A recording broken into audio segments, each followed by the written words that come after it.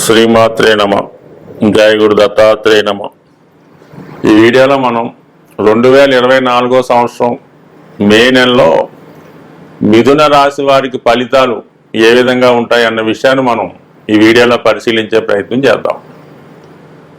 మిథున రాశి వారికి ఈ నెలలో ప్రత్యేకంగా గురుగ్రహ మార్పు 12వ స్థానంలోకి రావడం జరిగింది. అలాగే దశమ స్థానంలో కుజగ్రహ సంచారం. అంటే ఏదైనా గురువు కానీ కుజుడు కానీ ఈ మిథున రాశి వారికి అంత ఉపయోగపడే గ్రహాలు అయితే కాదు. అయినప్పుడు కూడా గురువు ఇంచుమించుగా తన ఉన్న భావాల నుంచి అందరికీ కూడా శుభ ఫలితాలు ఇవ్వడం జరుగుతూ ఉంటుంది. అయితే దాన్ని ఆ జాతకుడు తీసుకునే విధానం బట్టి ఉంటుంది. ఉదాహరణకి ఇప్పుడు ఈ నెల 1వ తారీఖు నుంచి గురువు 12వ స్థానంలోకి రావడం జరిగింది. అంటే దశమ స్థానాధిపతి సప్తమ స్థానాధిపతి గురువు వీళ్ళిద్దరికి. అంటే దశమాధిపతి వ్యయ స్థానంలోకి వచ్చినప్పుడు జాతకుడికి ఖచ్చితంగా ఉద్యోగంలో మార్పు రావడం జరుగుతూ ఉంటుంది. Number 1 point. అలాగే జాతకుడు దూర ప్రాంతంలో వేరే విదేశంలో కానీ వృత్తి ప్రయత్నాలు చేస్తుంటే ఖచ్చితంగా దూర ప్రాంతంలో ఉద్యోగ అవకాశాలు లభిస్తాయి. సో అలాగే సప్తమ స్థానాధిపతిగా ఉన్నటువంటి వాడు 12వ స్థానంలోకి రావడం జరిగింది. అంటే ఏదన్నా జీవిత భాగస్వామికి వేరే చోట్ల ఉద్యోగం రావడం వల్ల కొంత టెంపరీగా ఉద్యోగరీత్యా భార్యాభర్తల మధ్య ఎడబాటు లాంటిది కొన్ని సందర్భాల్లో రావచ్చు.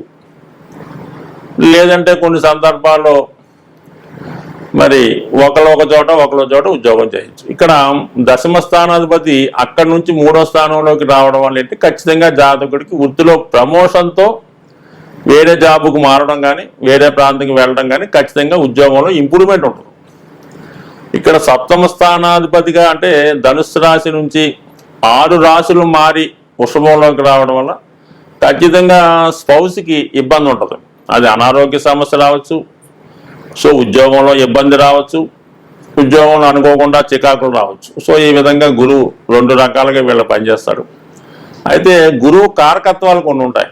గురువు ధనకారకుడు, సంతానకారకుడు, అలాగే విజ్ఞానానికి కారకుడు. అంటే మోక్ష స్థానంలో గురువు రావడం వల్ల జాతకుడు పుణ్యక్షేత్రాలు దర్శించడం, ఎక్కువగా మంచి కార్యక్రమాలకి తన ధనాన్ని వెచ్చించడం జరుగుతూ ఉంటుంది. గురువు 12వ స్థానంలో ఉన్నప్పుడు జాతకుడికి ఏదైనా గుళ్ళు గోపురాలు లాంటి కట్టించే ప్రయత్నం చేయడం, ఆధ్యాత్మిక సంస్థలకు లేదంటే పేద విద్యార్థులకి చదివించడం, లేదంటే కొంతమంది ఏదైనా బలహీనంగా ఉన్న వాళ్ళకు వాళ్ళ దగ్గర పనిచేస్తున్న వాళ్ళకు వాళ్ళ చదువు నిమిత్తం కొంత సహకరించడం, కొంతమంది డొనేషన్ రూపంలో ఎక్కువ ఖర్చు పెడుతూ ఉంటారు.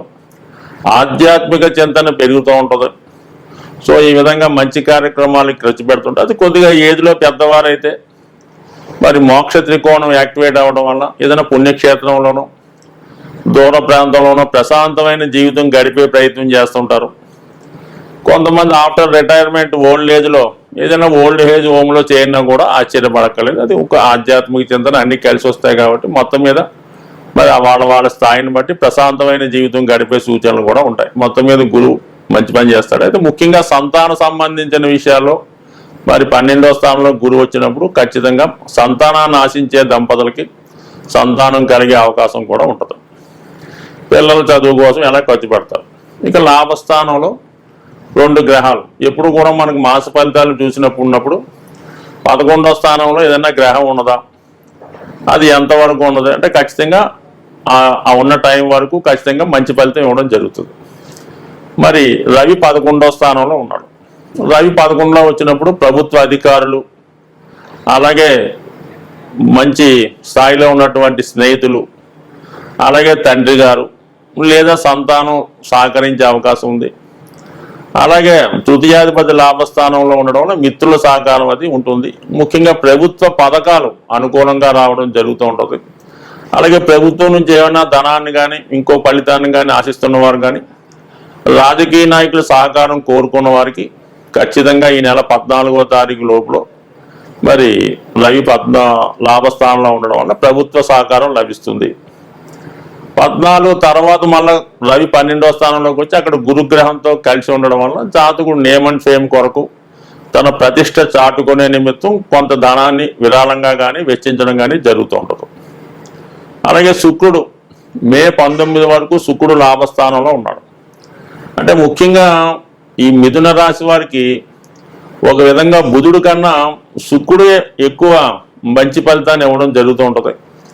అటువంటి శుక్రుడు లాభస్థానంలో ఉన్నప్పుడు రవితో కలిసి సంచరించడం వల్ల అధికారంలో ఉన్నటువంటి స్త్రీలు సహకరిస్తారు. అలాగే చిన్ననాటి స్నేహితులు కానీ స్నేహితురాళ్ళు కానీ ఉంటే వాళ్ళు మీకు సహకరించే ప్రయత్నం జరుగుతుంది. కొత్త వారితో పరిచయం ఏర్పడుతుంటుంది. అధికారంలో ఉన్న వాళ్ళు మీకు సహకరిస్తారు. ముఖ్యంగా ఆర్థిక పరమైన విషయాలు అనుకూలించే అవకాశం ఉంది. ముఖ్యంగా మీరు ఇష్టమైన వాళ్ళు మీరు ఎవరినైతే జీవితంలో కలుసుకుందాం అనుకున్నారో అటువంటి వారిని మీరు ఈ సమయంలో కలుసుకొని మీ చిరకాల వాంఛ నెరవేరే అవకాశం కూడా ఉంటుంది. శుక్రుడు లాభంలో ఉన్నప్పుడు ముఖ్యంగా స్త్రీలకి మంచి విలువైన వస్త్రాలు ఆభరణాలు రావడం, వాళ్ళు కోరుకున్న వ్యక్తిని వివాహం చేసుకోవడం కానీ వారి యొక్క ఇష్టాన్ని తెలియజేయడం కానీ జరిగే అవకాశం ఉంది. సో అలాగే మరి మే 10వ తారీఖు తర్వాత బుధుడు లాభస్థానంలోకి రావడం జరుగుతుంది. మే 10 వరకు బుధుడు దశమ స్థానంలో ఉంటూ జాతకుడు అదనపు ఆదాయం కోసం ప్రయత్నం చేస్తూ ఉంటాడు. వృత్తిలో కొన్ని చికాకులు ఎదుర్కోవడం జరుగుతుంటుంది. సహ ఉద్యోగులతో అభిప్రాయ భేదాలు వచ్చే అవకాశం ఉన్నది. జాతకుడు ఎంత కష్టపడి పనిచేసినా సరైన గుర్తింపు రాకపోవడం జరుగుతూ ఉంటుంది. మే 10వ తారీఖు తర్వాత మరి లాభస్థానంలోకి వచ్చినటువంటి బుధుడు ఖచ్చితంగా జాతకుడికి వ్యక్తిగత ప్రతిష్ట పెరుగుతుంది. తన యొక్క టాలెంట్కి తగిన గుర్తింపు రావడం జరుగుతుంది. అలాగే భూములు స్థిరాస్తులు మీద ఆదాయం పెరుగుతుంది. మాతృ సౌఖ్యం లభిస్తూ ఉంటుంది.